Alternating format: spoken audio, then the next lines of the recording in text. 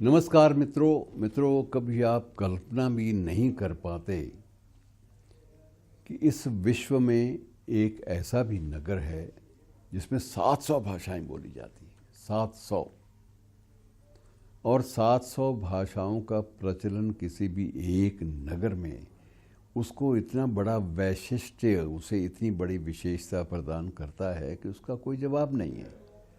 और एक विचित्र संयोग ये भी है कि ये 700 भाषाएं उस देश के एक नगर में, सिर्फ एक ही नगर में बोली जाती हैं, जो देश इन दिनों में विश्व भर में विवादों का केंद्र बना हुआ है, और वो देश है अमेरिका। अमेरिका का एक नगर न्यूयॉर्क अत्यंत महत्वपूर्ण नगर है। यद्यपि वाशिंगटन डीसी को भी मुख्य रूप से अमेरिकी जो नगरीय सभ्यता है उसका केंद्र माना जाता है, लेकिन उसके बाद न्यूयॉर्क जो है वो अद्भुत माना जाता है। और न्यूयॉर्क एकमात्र इस विश्व में एकमात्र ऐसा नगर है, ऐसा शहर है जिसमें 700 भाषाएं बोली जाती हैं, जिसमें हर गली मोहल्ले में भाषा बदल जाती है। एक मोहल्ले में उज़्बेक भाषा बोली जाती है, एक में विशुद्ध अंग्रेज़ी बोली जाती है, एक कोने में सिर्फ फ्रेंच बोली जाती है, एक कोने में सिर्फ डच भाषा का प्रयोग होता है, एक में सिर्फ स्पेनी भाषा का प्रयोग होता है।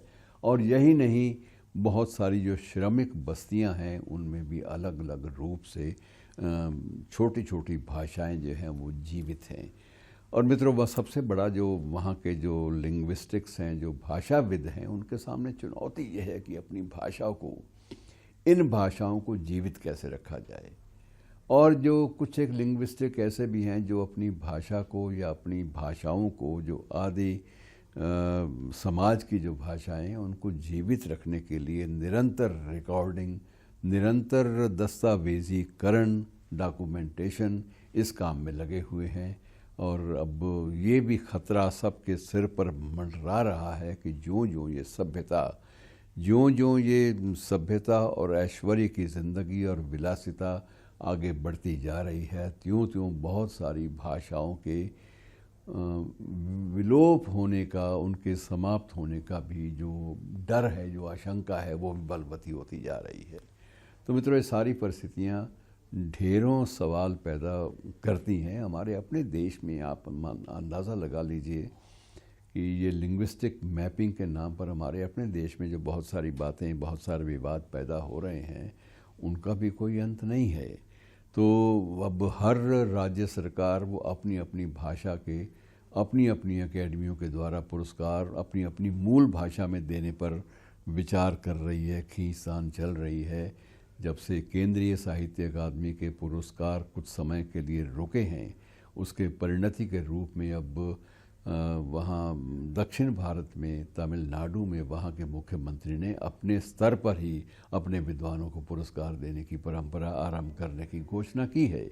और ऐसी ही घोषणाएं पश्चिमी बंगाल में ममता बनर्जी भी कर रही हैं। और आने वाले वक्त में उड़िया भाषा की जो सरकारें हैं वो अपने ढंग से उड़िया के पुरस्कारों की, मतलब एक राष्ट्रीय सोच की जो बात है वो कहीं ना कहीं थोड़ा सा धूमिल पड़ने लगी है। यद्यपि राष्ट्रीय सोच, राष्ट्रीय चिंतन, राष्ट्रीय अवधारणा ये कुछ हल्की बात नहीं है, ये तो कायम रहेगी, इसमें कोई भी संदेह नहीं है। ये आवश्यकता है क्योंकि हमारी सुरक्षा, इस देश के लोग अपनी परंपराओं के साथ तभी सुरक्षित रह सकते हैं जब राष्ट्रीयता का जो उद्घोष है, उसका शंखनाद है, वो निरंतर चलता रहे।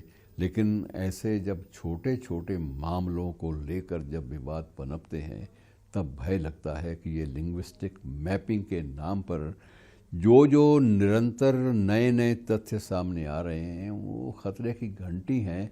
और जब ये घंटियां खतरे की बजती हैं तो मित्रों, सबसे बड़ी चुनौती वो इंसानी, वो मानवीय सभ्यता के लिए, मानवीय संस्कारों के लिए, मानवीय संस्कृति के लिए पैदा होने लगती है। तो आप भी सोचिए, मैं भी सोचूंगा कि इन चीज़ों से कैसे उबरा जाए। नमस्कार।